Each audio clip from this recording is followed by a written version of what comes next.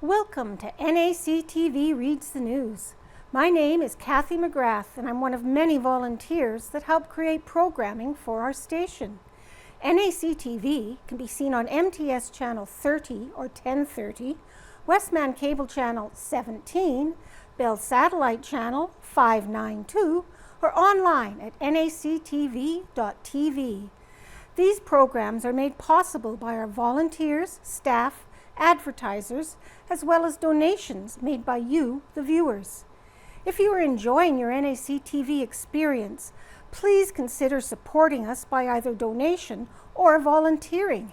You can contact our office at 204-476-2639 or at nactv@wcgwave.ca.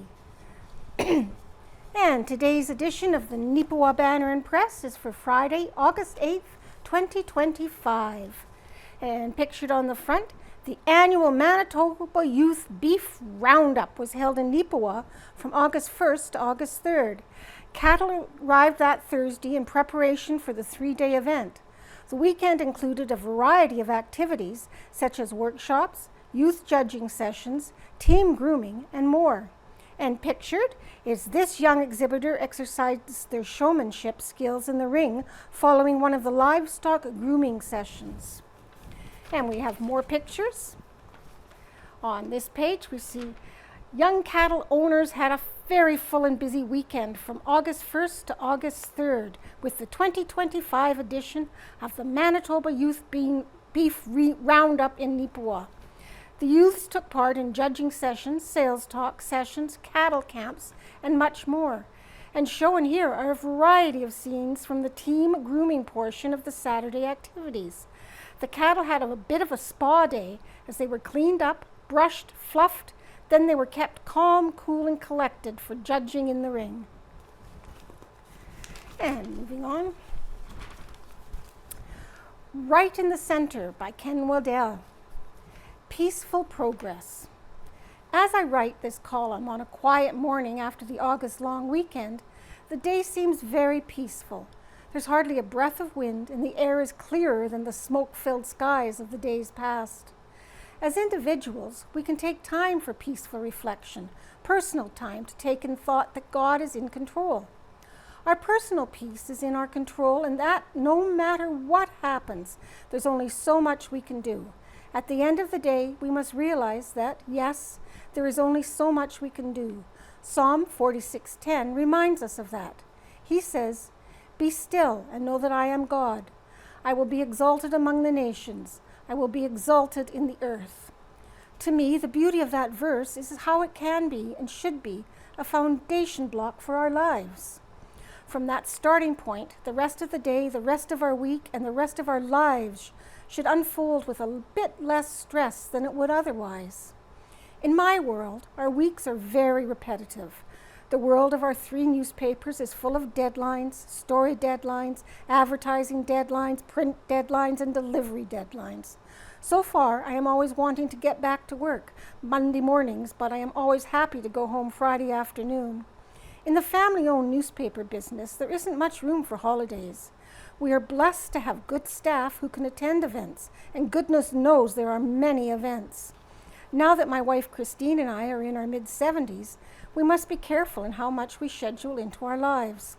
This past weekend included a day at home doing yard work, a day of traveling to a family birthday party with a side trip at the end. We saw some beautiful country and met some very interesting people. Yesterday, the very long weekend Monday, we had a very skilled tradesman, father and son pair of window installers, come in replace the big old windows on the south side of the Neepawa Banner and Press building.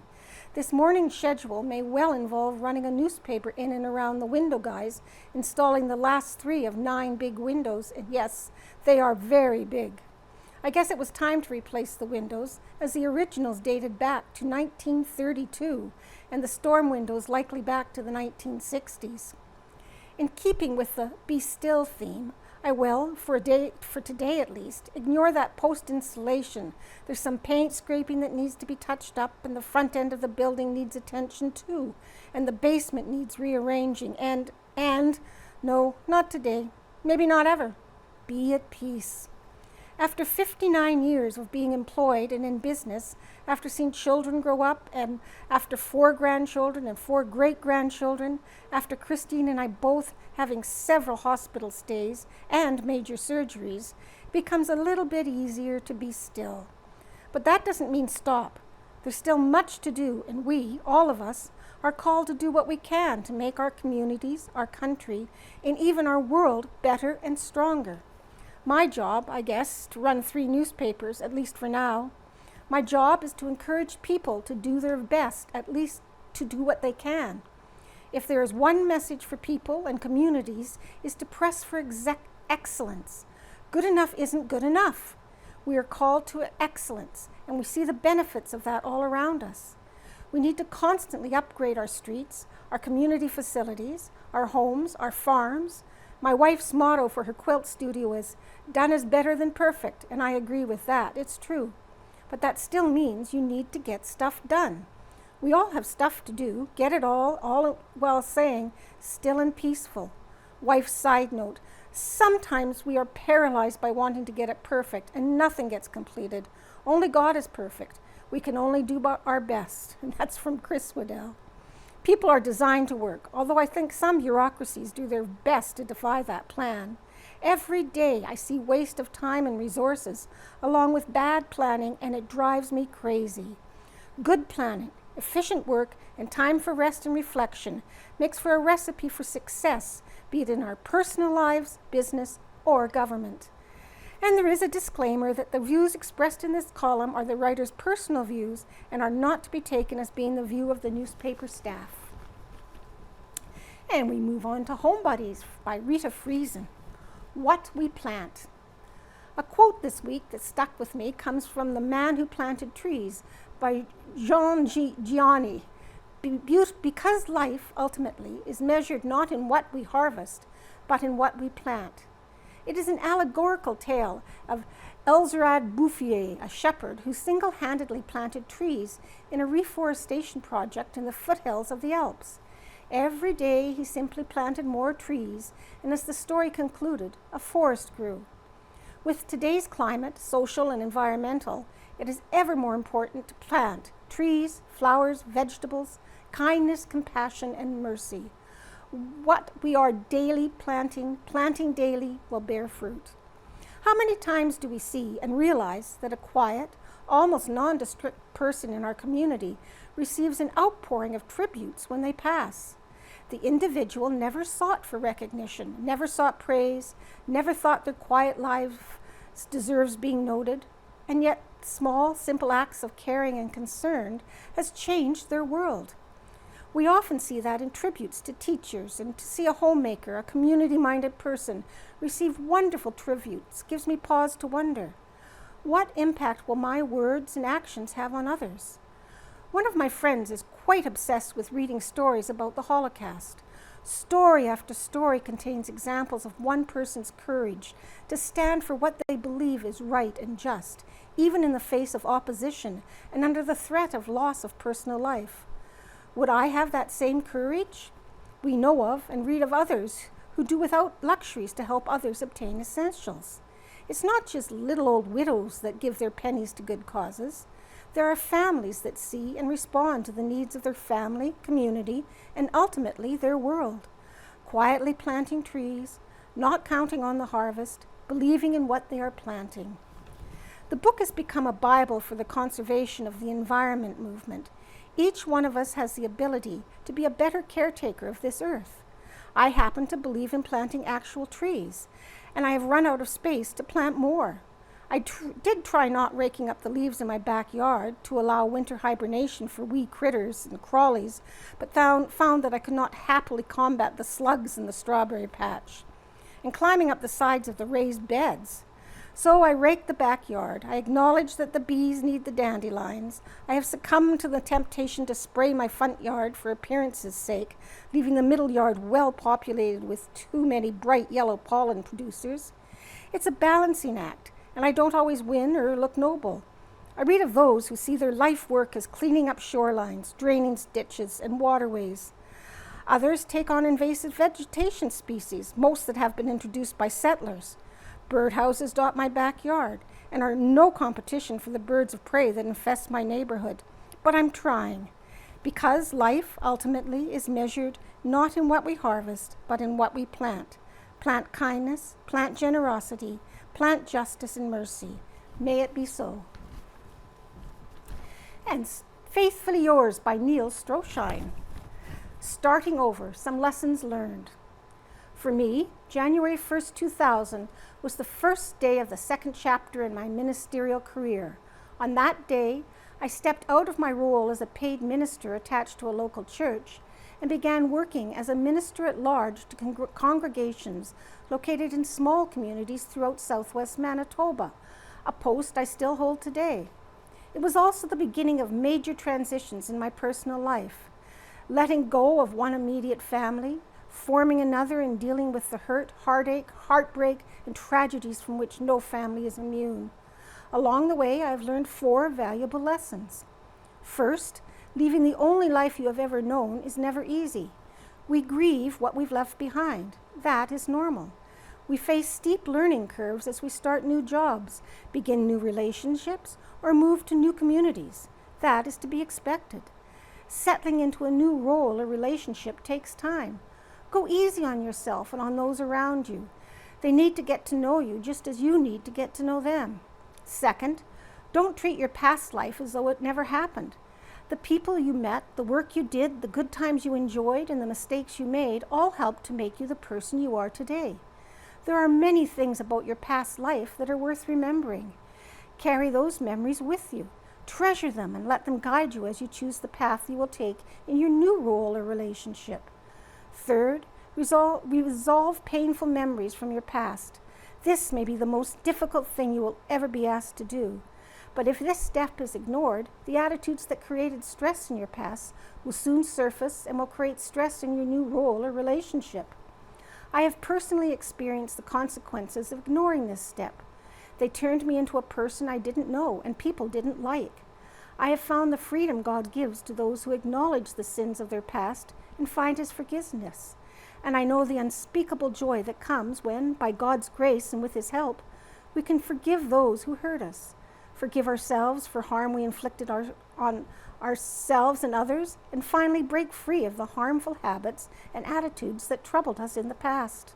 Fourth, embrace uncertainty, because nothing in this life is ever guaranteed. A sudden illness, an accident, a business failure, a financial loss, a job loss, a failed relationship, one or more of these can happen to any one of us at any time. The ancient King Solomon was right when he wrote, "Do not boast about tomorrow, for you do not know what a day may bring forth." Proverbs 27:1. We don't know what the future holds for any one of us, but God does, and He asks that we learn to live life one day at a time. Jesus addressed this topic in His Sermon on the Mount. "Do not worry about tomorrow," He said, "for tomorrow will bring worries of its own. Today's trouble is enough for us today." Matthew 6:34. Living one day at a time won't be easy for any of us. It will require us to develop 2 character traits that are rarely seen together. The first is faith. The second is flexibility. These qualities and the relationship they share will be dealt with next week. And the Neepawa Titans Year in Review, Team President Jamie Denbo's report. Well, this marks the end of the 35th year of on-ice action for the Neepawa Titans Junior A Hockey Club. We are proud of where we have gone to today, given the road bumps that were in our way. Where we are, quite frankly, is a vast improvement over where we were 5 years ago. We have grown our fan base, grown our local content, and started to chip away at the biggest limiting factor the club has. We now have a solid pipeline of future players, consistency and capability in our coaching and operations, and a stable group of volunteers. We now offer a quality of product and cost consistent with the rest of the league, something that we couldn't say before. Performance on the ice. We just completed an above 500 year. We had a playoff spot secured early and ultimately lost to the team that won the league and went on to represent MJHL very well in the national championship. Of the losses that we had, only 10 of them had more than a 2-goal differential, meaning that fans got to see a heck of a game. We were a peppy, scrappy, and very frustrating team to play against. Performance off the ice financials overall were as expected, given challenges. We had to cancel our hockey school and conduct most of our preseason games on the road due to the ice plant failure at the Yellowhead. This increased our costs and lost a significant fundraiser for the team, a difference in the financials of approximately $24,000. Despite this, we were so close to turning a profit. Quite frankly, if we met any other team in the league in the playoffs, we'd have still turned a profit. But extra bus, hotel, and food costs competing in the PAW for 3 extra games chewed that up. We continue to seek feedback from our returning and departing players for what we can do to make Neepawa a better place to play and continue to act on what we learn. Major improvements have been made, with the biggest challenge continuing to be the place we play. We have made some initial steps and will continue to work with the YHC to improve what we can. We are glad to see discussions progressing about a future new home that will make it easier to attract all available players. We are a small market. We right-size our budget at $535,000 accordingly and run a very different program than what is found around the league, with the Titans being a significant acting part of our community.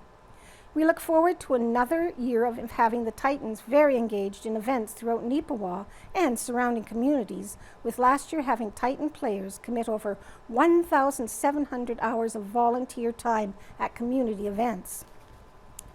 Major fundraising. Ag Expo. The Titans are very grateful for the diligent work done by Matt Lowry and his Ag Expo committee. This year's event was once again held fully online and was very successful, providing a big boost to the team from the ag community. Cash Draw Lotto. Also a special thank you to Cathy, who works tirelessly to support the team, running financials and volunteering at so many of our events. And the Sports Dinner. Thank you to our board members who donate their time and talents at making this event successful and the team a success. And now some thank yous. Thanks to coaches Kenny, Zach, Landon, Devon, and trainer Darby for preparing the young men to play, but more importantly, to help guide them to be responsible citizens, which is one of the key deliverables of our Titans program. Thanks to volunteers, we have a stable and growing fun group of volunteers from all ages. Without your commitment to serve as volunteers, we would not be able to do this. Thanks to our billets, you guys provide such a vital service to the team. It is hard to describe how much you are appreciated by the team, but also the players and their families. It is great to see each year how you start off with your billet as a guest and end up with an extended family. Thanks to our loyal fans. Thanks for being there. Your cheers and support make the team and mean so much to those young boys on the ice. Your cheers and well wishes become their fuel. It is awesome to hear comments from players not originally from here. They just feel at home here, like it's where they belong. We look forward to seeing you next year bring a friend that hasn't been to the game in a while and let them see the awesome entertainment that is now the Neepawa Titans. Thanks to all our partners and sponsors. We try to say thanks as often as possible, but please note that your support is very, very appreciated, and without you, this team would not be possible. Special thanks to Chase and KTI for their support in preparing our financial statement while maintaining their sponsorship.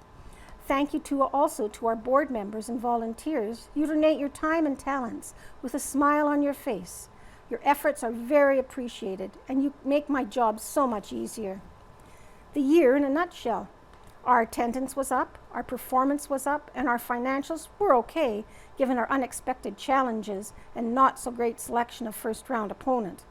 Looking forward, our debt load is still high, and our cost to carry it is an impediment to our operations, costing us approximately $20,000 per year. We must continue to reduce this through our operations or kind donations. We look forward to your continued support. Come out to a game, buy a 50-50 every game. Give cash draw tickets for Christmas presents.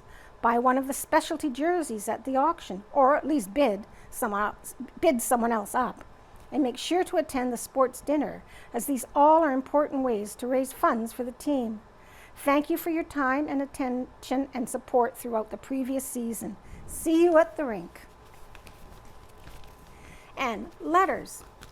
I Wouldn't Pay Out of Pocket by Pam Paul, visiting from Halifax, Nova Scotia. Dear Editor, I had read Don Kinsley's recent letter, July 25th edition, another bureaucratic mess that we pay for, regarding peeling license plates with interest. I was surprised to read that Manitoba Public Insurance, MPI, is charging $15 for replacement plates. As a Nova Scotia resident, I had experienced the same issue and was advised by Access Nova Scotia that occasionally there is a bad batch of plates, as it is no fault of the vehicle owner. Access Nova Scotia replaced my faulty plate for free. If I had a faulty plate from MPI, I would keep it in place and wouldn't pay out of pocket to replace it. And a thumbs up, thumbs down. A thumbs up to Randy Martin and the guys that helped get the new rope on our flagpole. Many thanks to all four of you. And that is from the Gladstone District Museum, Inc. from Gladstone, Manitoba. And out of Helen's kitchen. New potatoes. We all love new potatoes. 1 potato, 2 potatoes, 3 potatoes, and more. I am picking and eating my new potatoes. New potatoes are in a class all of their own. My grandson keeps asking me why I call them new potatoes. I tell him new potatoes taste so much better.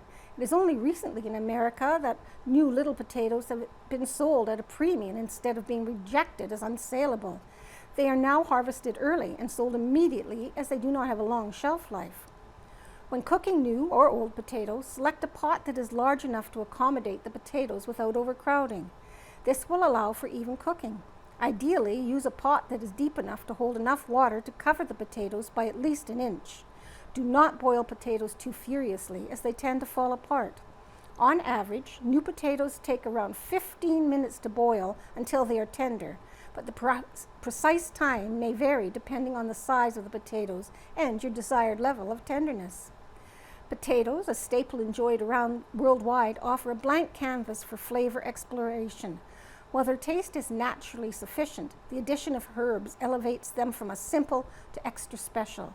Herbs to try with potatoes are fresh or dried herbs like rosemary, oregano, thyme, dill, or parsley to add a savory flavor. I like a sprinkle of garlic and onion powder to give the potatoes an aromatic flavor. Spices like paprika, cumin, and coriander add warmth and a bit of exotic flavor. And she has 2 recipes here, Greek roasted potatoes and garlicky new potatoes. And back to sports, a call to action. Neepawa Titans need billet families for the 25-26 MJHL season. The Neepawa Titans are more than just a hockey team. They're a proud symbol of our community, spirit, grit, and small town heart. Each season, the Manitoba Junior Hockey League brings some of Canada's most promising young athletes to Neepawa. But before the puck can drop this fall, we need your help. We're currently seeking billet families to open their homes to Titans players for the 25-26 MJHL season, running from late August through April. Billet families receive $375 per month per player, as well as free season passes and other team perks. But the greatest reward is the one that lasts a lifetime, the connection. Many billets and players go on to form lifelong friendships, creating unforgettable memories along the way. These young men bring tremendous value to our town.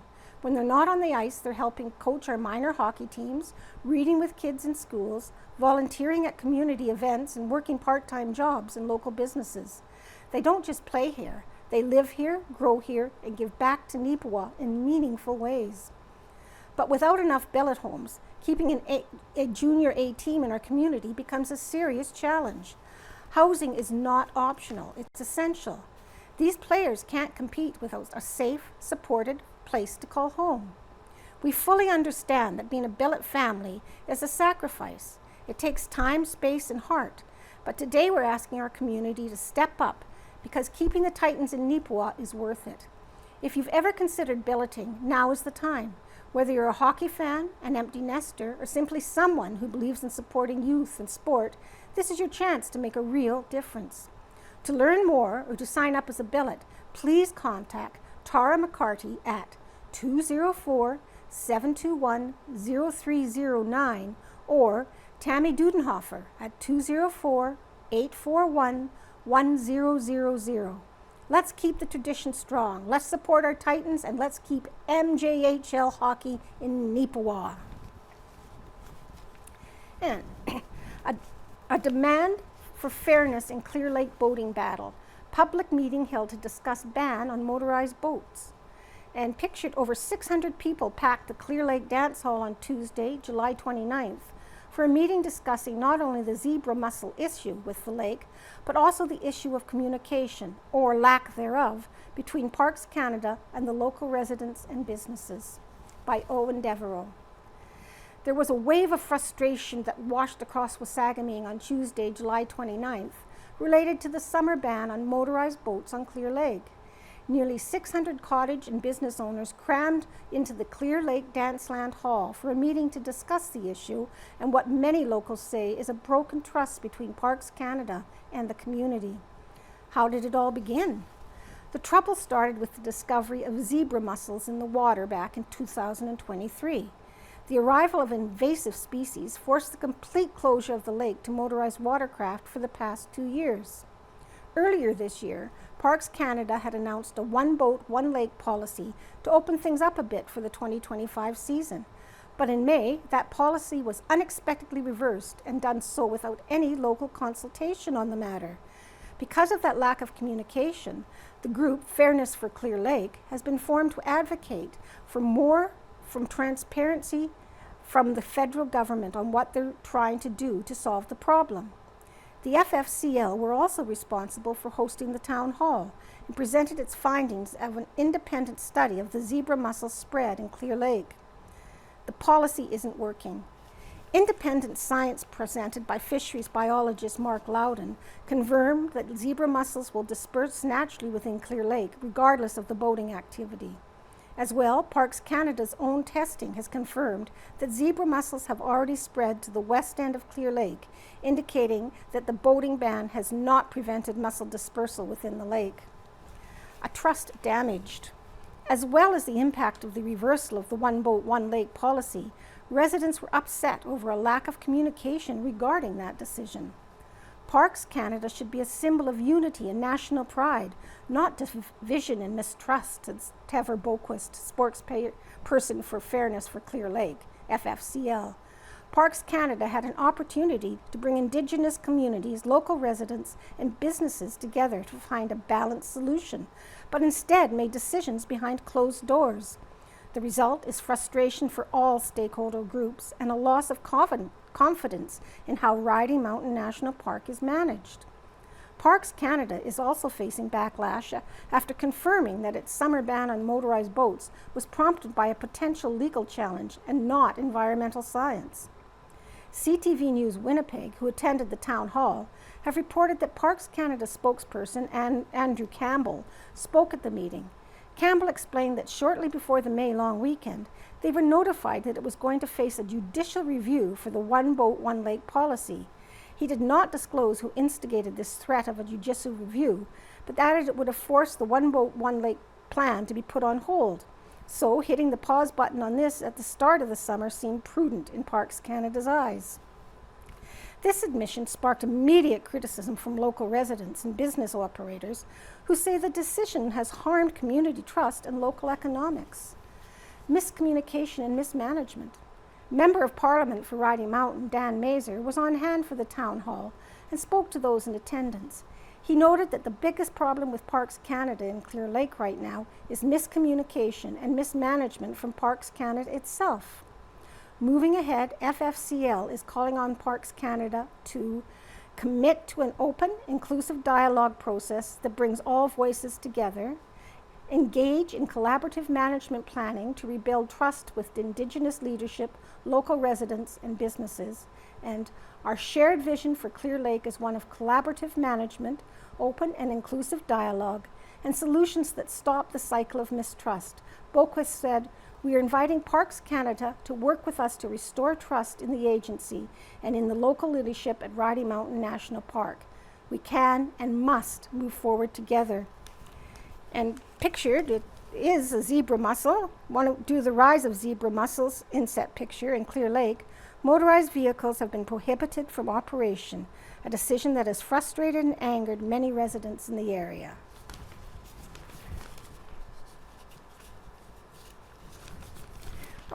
And don't forget the White Mud Music Festival, August 22nd and 23rd, 2025 at Lansdowne Centennial Park in Arden. There's a lot happening this summer. Polonia is celebrating its 140th birthday next week by Casper Wehrhan. A major birthday is coming up quickly in the rural municipality of Rosedale.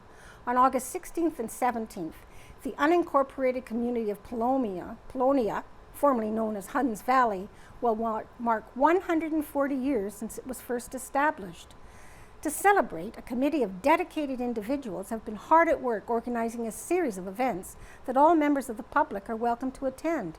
This celebration has been formally titled Huns Valley 140. It looks like we got all our ducks in a row, committee member Will Smith said of the preparations thus far. The two biggest hurdles were finding parking for everyone and getting enough pierogies to feed hundreds of people. It looks like we've got those two issues solved. The other is the uncertainty of the weather, and we're all praying for sunny skies. Smith also shared that the early response to the event has been overwhelming. While the committee anticipated 300 people to attend and planned accordingly, but the interest grew well beyond that number. In fact, we shut down registration 6 months ago and wondered what we should do. We just can't turn people away from our heritage events, said Smith. So our committee made an executive decision and decided to increase our venues, which included renting a second tent. We now have hit our second capacity of 600 people. For those who may be unfamiliar with Polonia's history, the community was first settled in 1885 on August 16th and 17th. This is part of what was known as the Hungarian colonization, a movement which included individuals immigrating from Hungary, as well as those from countries that were under Austro-Hungarian rule at the time. The area settled was christened as New Hungary, and its post office named Huns Valley. To honor the dates Polonia was settled, Huns Valley 140 will take place on August 16th and 17th. The Saturday event date will see the gates open at 9 a.m. with activities running until 11:30 p.m. On Sunday, the day will be kicked off with breakfast at 10 a.m. and additional events following. Some of the events Smith said people can expect from Huns Valley 140 celebration include heritage tours, kids activities, musical entertainment, homestead tours, dancing, displays and pictures, a mass dedicated to family ancestors, and Our Lady of Czechoslovakia, and more. I think the biggest hit is going to be the music. We have musicians coming from Alberta, said Smith. I can't wait to hear the cymbali again. It's a harp-type instrument played with sticks. Smith added, the highlight of the second day is Mass in our beautiful St. Elizabeth of Hungary church. We even had our first miracle, and the Archbishop of Winnipeg will be performing the service. Some things are priceless. Sounds like fun. And more events happening. The Harvest Sun Music Festival to be held in Kelwood by Casper Wehrhan. And pictured, the 20th annual Harvest Sun Music Festival will likely be a time of reminiscing, as well as making new memories next weekend. Pictured here is Rick Newfield during the Moody, Manitoba workshop he provided during a previous year. Next week, we'll bring a time of reminiscing and making new memories in Kelwood. From August 15th to 17th, the community will mark its 20th annual Harvest Sun Music Festival. From its humble and well-received beginnings to the grand rural music festival it is now, there's currently plenty to remember. These memories include family entertainment from James Culleton, the Moody, Manitoba workshop with Rick Newfield, and performances from Rob Waddell, Jimmy Kilpatrick, and Daniel Hopter during the inaugural full edition of the festival. Additionally, did you know that the first Harvest Sun poster was hand-drawn?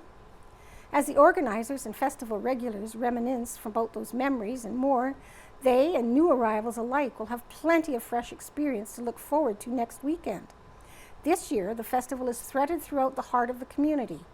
Ticket holders can look forward to entertainment within the whimsical Prairie Portal, a transformed Kelwood Community Hall, during the day, and the Legion come to evening.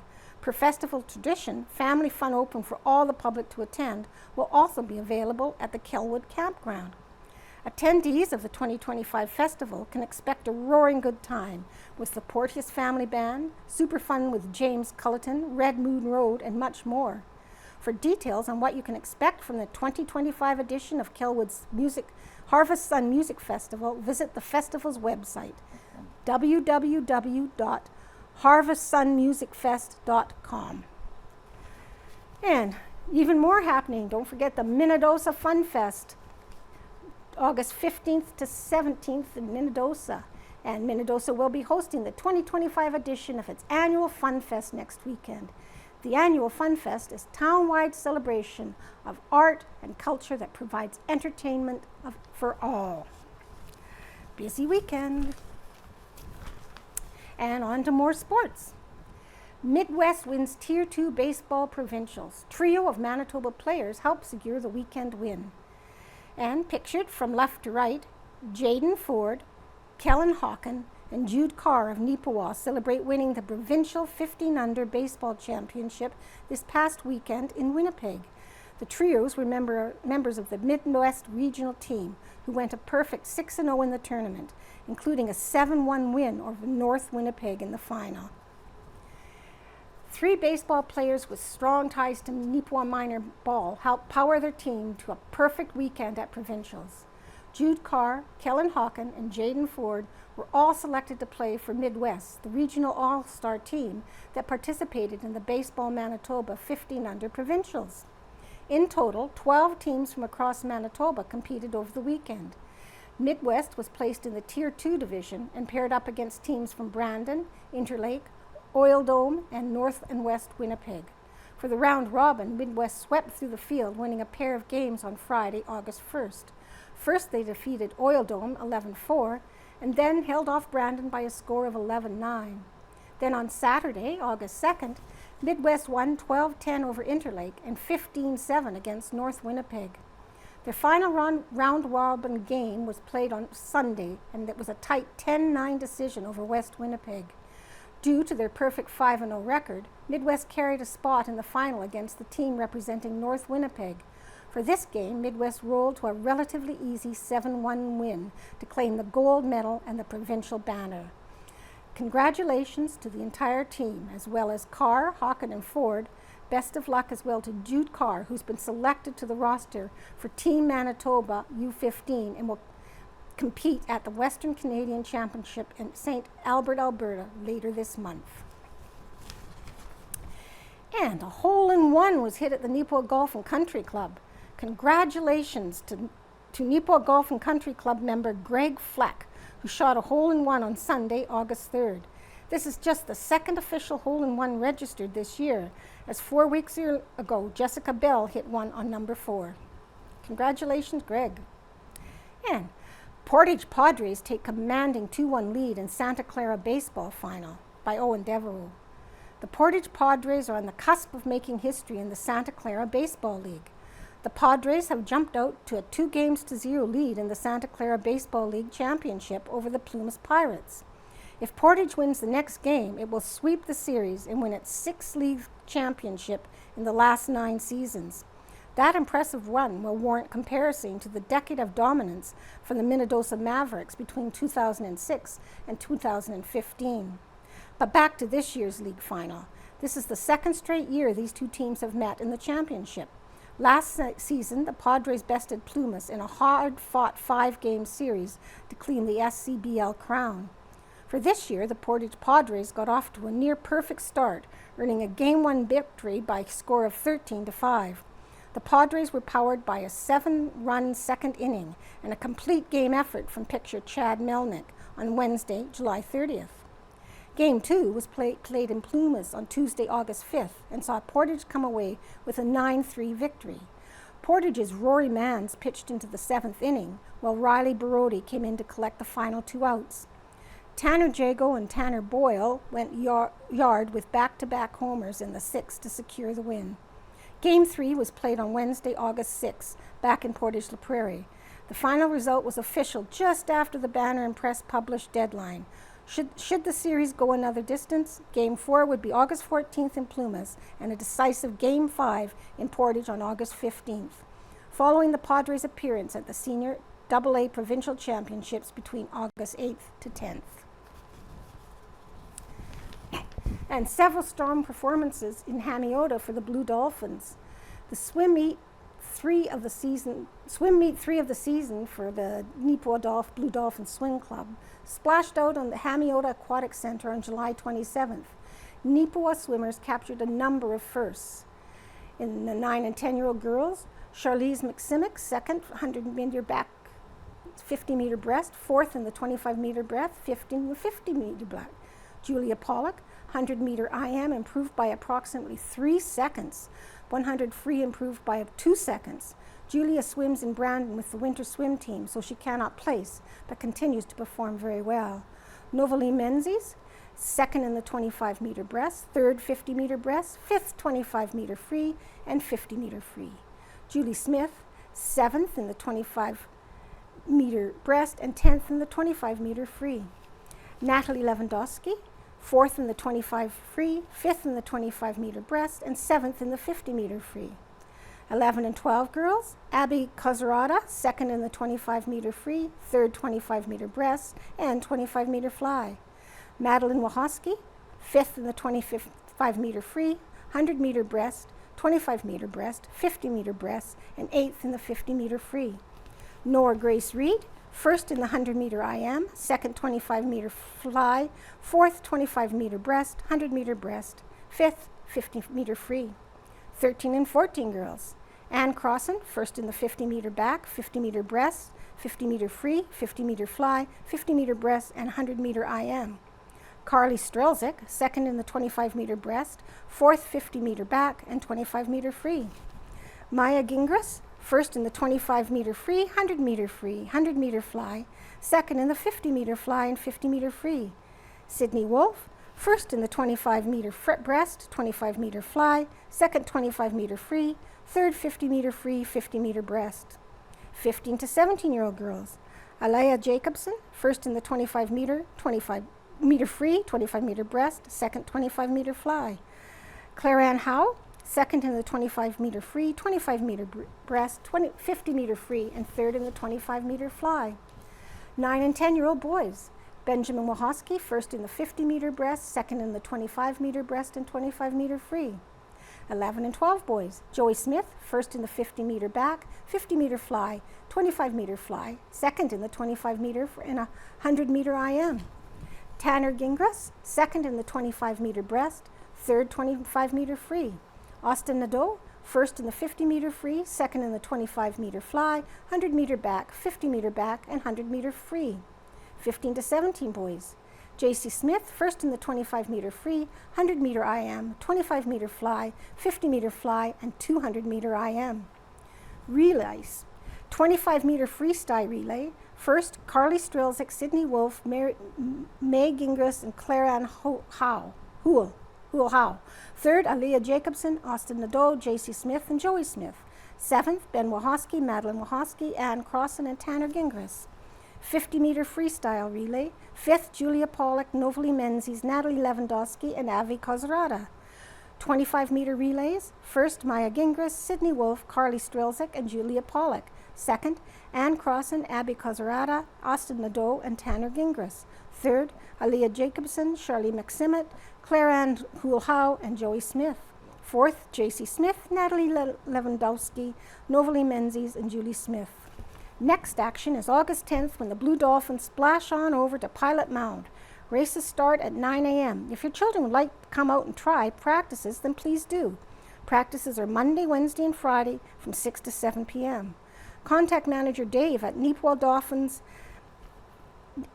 Dolphins at outlook.com. For results, check out the following: https://swimmanitoba.mb.ca/swimmers/program/. That's a long website. And showcasing their athletic skills on the world stage. Denbo and Turner compete for Canada at World University Games by Owen Devereaux.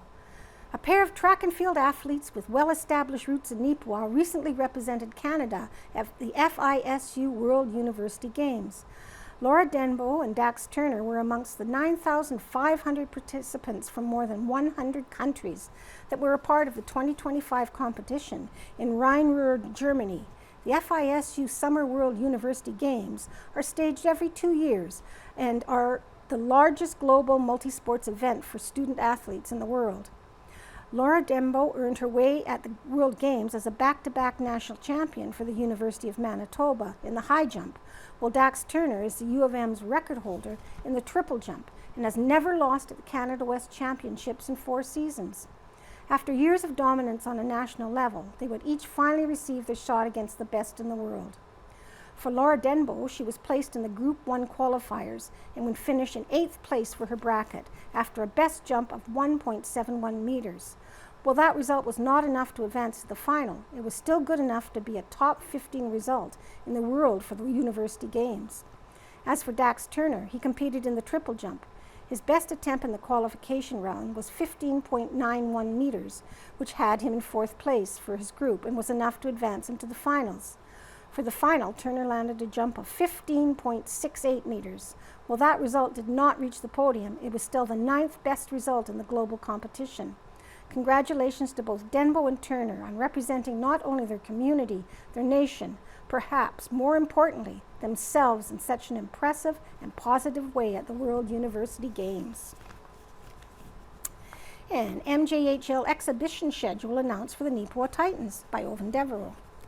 The Manitoba Junior Hockey League, MJHL, believes it's never too early to start thinking about hockey, which is why it has unveiled its exhibition schedule for the 2025-2026 season. The exhibition season for all 13 clubs will begin on Sunday, August 31st, and conclude on Sunday, September 14th. For the Neepawa Titans, they will play 6 games in total over the course of 12 days, with 3 of those on the road and 3 at home, sort of. This year, the first 2 scheduled games, home games for Neepawa, will be played at the J&G Homes Arena in Brandon.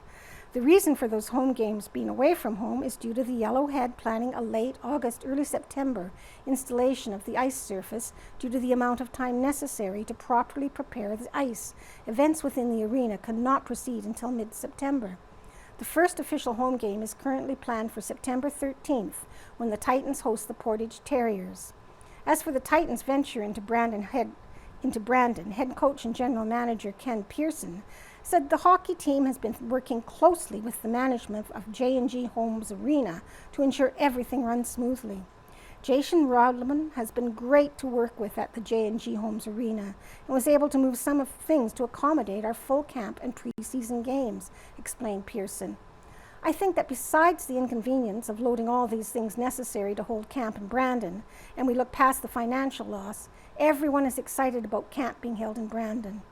The J&G Homes Arena was built in 2021 and is the home to the Western Canada Hockey Academy, as well as the Brandon AAA Wheat Kings. The main arena has a capacity of 800 people. The 2 home games for Neepawa and Brandon will be played on Tuesday, September 2nd versus the Verdun Oil Capitals and Tuesday, September 9th against the Dauphin Kings. Start time for both those games is scheduled for 7 p.m. And let's see what else we got in here. And Gerald Knight inducted into the Canadian Sheep Breeders Association Hall of Fame.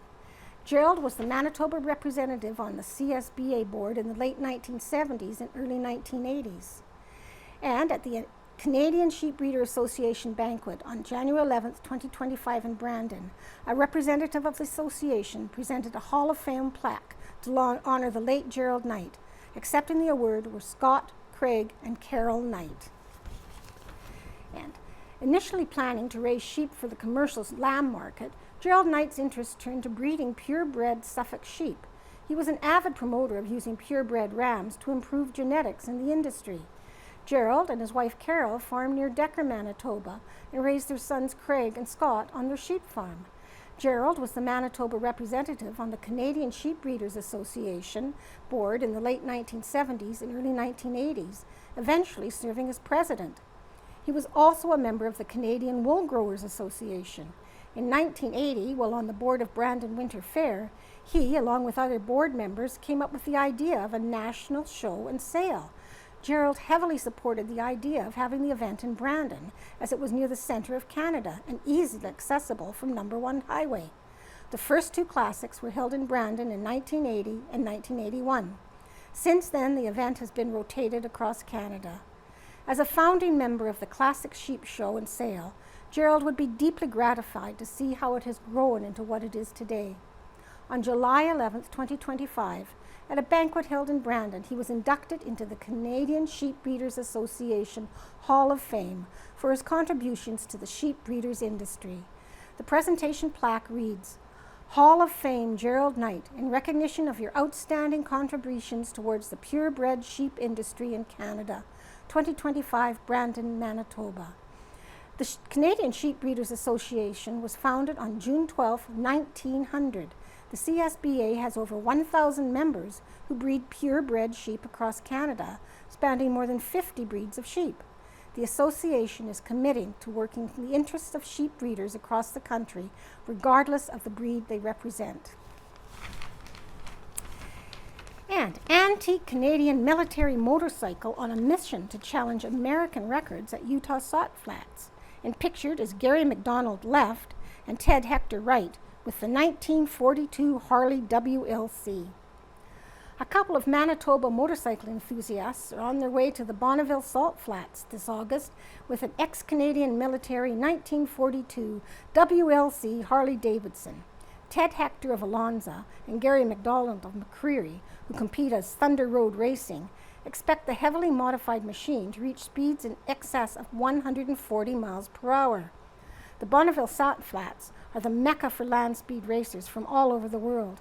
Teams range from backyard enthusiasts to multi-million-dollar outfits, all with the goal of beating an existing speed record and getting their names in the record book. This is the 14th trip to the Salt Flats for Hector and McDonald. Hector and McDonald currently hold 5 AMA national records, all in vintage class. The current racer will be competing in the 750cc category and is supercharged. A truly vintage effort. Hector was inducted into the Manitoba Motorcycle Hall of Fame in 2013 and has been riding motorcycles since he was 8 years old. McDonald has been riding antique Harleys for over 40 years. Hector is 76 years old, McDonald is 72, and the Harley racer is 83. And so it is truly vintage effort for all around. They are sponsored by Cap Transport of Alonza, Manitoba, Sedan Farms of Alonza, Manitoba, Hillside Cycle and Machine of Dauphin, Manitoba, and the Antique Motorcycle Club of Manitoba. And Arden hosts the first annual Brent Hunter Memorial Party. And that's pictured at the top. On July 19, 2025, the first annual Brent Hunter Memorial Party in the park Fun Golf and Chili Cook-Off was held at the Lansdowne Centennial Park in Arden. Competitors played a round of golf in which some of the holes you had to tee off wearing oven mitts, sitting on a toilet, balancing on a tire tube, or hit your ball off a tee-ball stand. There were over 50 competitors participating in the Fun Golf event. Many laughs could be heard across the course. And pictured above, the event's attendees as they were seen standing in front of the Brent Hunter Memorial flower bed. And pictured, far left, one of the many laughter-inducing portions of the Fun Golf involved, as stated above, ye old porcelain throne. Golfers took a seat and made their best swing. And pictured left, golfer up. While this would be highly unusual in ordinary golf, it was par for the course in Arden's Fun Golf. Can we get a home run for a hole and run? And fire rescue exercises held in Neepawa. And pictured, members of the Neepawa Fire Department took part in vehicle extrication training course on Friday, July 22nd at the Best Choice Auto Sales and Service Building. The focus of the evening was to provide a hands-on Jaws of Life training. This type of training helps to improve the firefighters' rescue techniques and ensure they are always ready to provide the best service to community during any emergency. And Threshermen's Reunion and Stampede for All. The Manitoba Agricultural Museum was alive and thriving from July 24th to 27th, 2025, as the annual Manitoba Threshermen's Reunion and Stampede took place. One of this year's main attractions featured a John Deere Expo with over 100 tractors on display from past to present. The 3-day event also featured a visit from Grey Cup, horse plowing and threshing demonstration, kids' activities, the popular Pioneer Power Parade showcasing agriculture's past, and a rodeo. The event takes over 700 volunteers to run, with countless months of planning. The reunion will return next year from July 23rd to 26, 2026. And Looking Back by Caspar Werhan. 125 years ago, 1900. North Eden. If South Africa or Australia is any worse for drought or dust than it is here just now, we don't propose to go there. North Eden. When is the cut in the big hill to be finished? Talk about the mills of the gods grinding slowly. We think the municipal machinery in this region needs oiling up once in a while. North Eden. The result of the severe drought is seen in the mountain. The creeks are mostly dry. The soil of vegetable matter is like dry paper, and if this condition continues all fall, various serious results may arise from the fire. We think the Department of Interior would do well to warn those Galatians up in the bush and let them understand the penalties attached to setting out fire. We believe the experience of Canadians will prevent them running any unnecessary risk. 100 years ago, 1925. Glencairn. Miss Clara Clements, who is teaching at Oakville, is home for a short time as she is spending her vacation with her sister, Mrs. L.B. McNichol, in Winnipeg. The Beautiful Plains Horticultural Society will hold its 12th annual exhibition on August 21st and 22nd in Central School.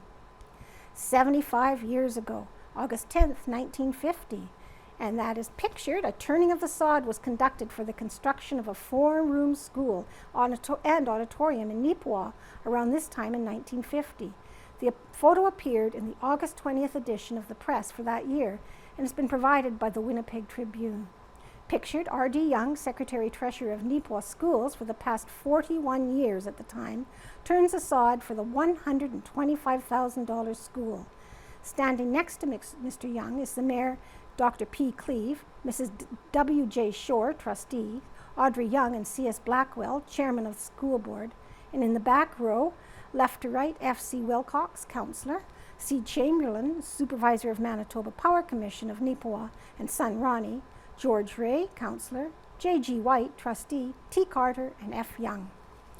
And Reverend W.A. Osborne and Mrs. Osborne left Tuesday for Winnipeg, where they will join the Manitoba delegates who are going to Toronto to attend the World Council of Christian Education.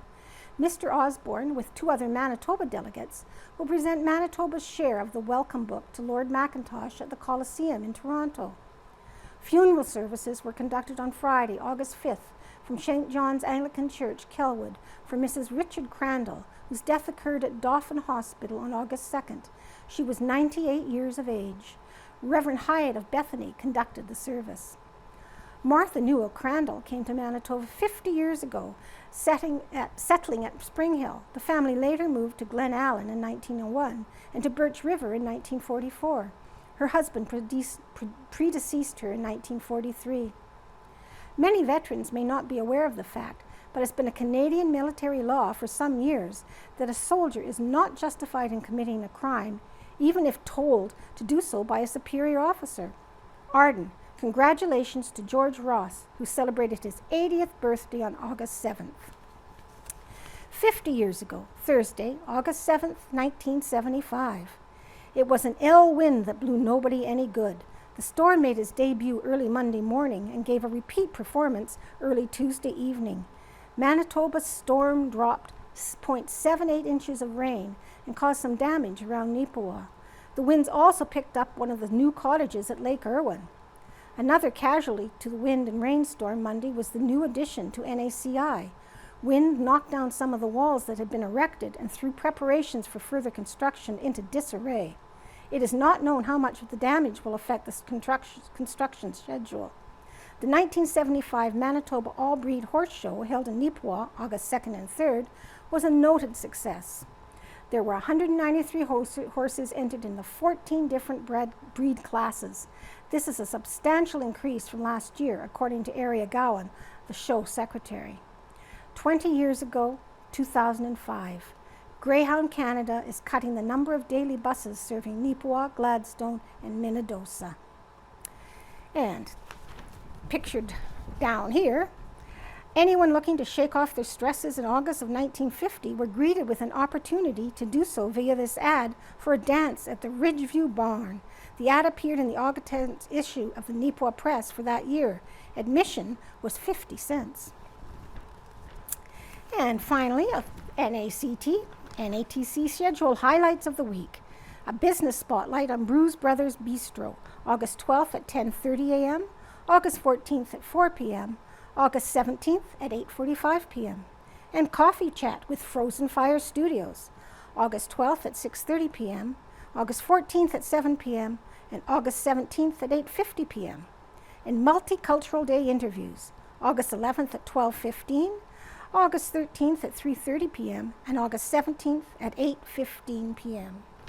And that concludes the reading of the Neepawa Banner and Press for Friday, August 8th, 2025.